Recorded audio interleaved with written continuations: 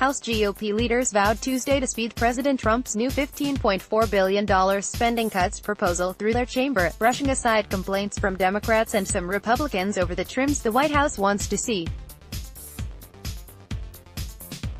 House Majority Leader Kevin McCarthy on Tuesday predicted the House will pass the package, which includes 38 cuts to programs and generally involves money that's sitting unused. If there are accounts that have been sitting there all the way back to 2011, with billions of dollars that have not been used, why do you leave them, said Mr.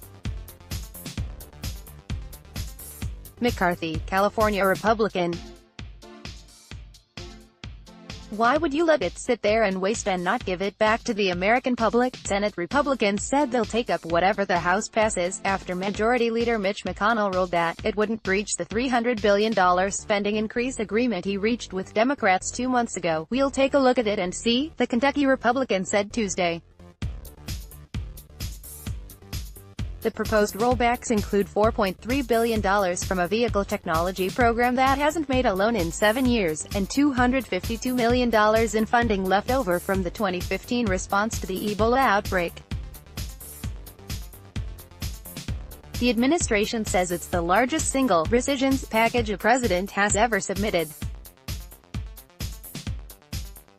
The House and Senate would need to approve the cuts on a simple majority vote to extend them beyond a 45-day window in which the spending is now frozen. White House Budget Director Mick Mulvaney said the proposal was carefully written so it didn't undo any of the $300 billion in spending increases Congress agreed on in March, which Democrats had said are untouchable. Now what are your objections? This is money that shouldn't be spent, can't be spent in certain circumstances, doesn't need to be spent. What's your argument for voting against that? Mr. Mulvaney said. Sen. Susan Collins, Maine Republican and a key member of the spending committee who also had expressed skepticism about rolling back parts of the spending deal, said Tuesday that the White House was moving in the right direction, but we still need to look at which accounts are cut and why, said Mrs. Collins, who said she hadn't yet had a chance to review it in detail. Is it really unused money, or is it money that's been obligated but not yet spent?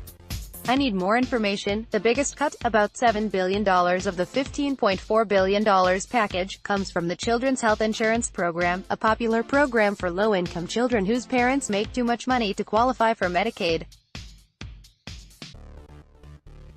Democrats and some Republicans protested, saying lawmakers should be looking elsewhere if they are determined to rein in spending. The Republican rescissions are another cynical step in the raw deal Republicans are forcing on America's families, said House Minority Leader Nancy Pelosi. But Mr. Mulvaney said the bulk of the health money is unauthorized and cannot legally be spent, and that the Department of Health and Human Services also said they didn't need as much in a separate reimbursement fund for states as they originally thought. We can rescind it without affecting any programs whatsoever, he said.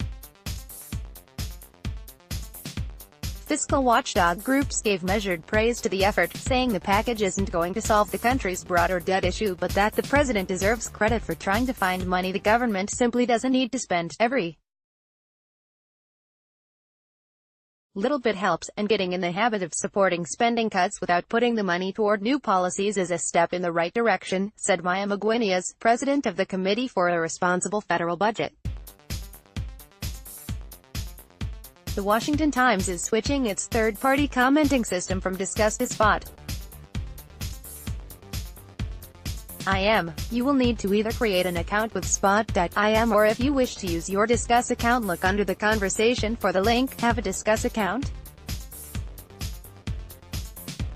Please read our comment policy before commenting.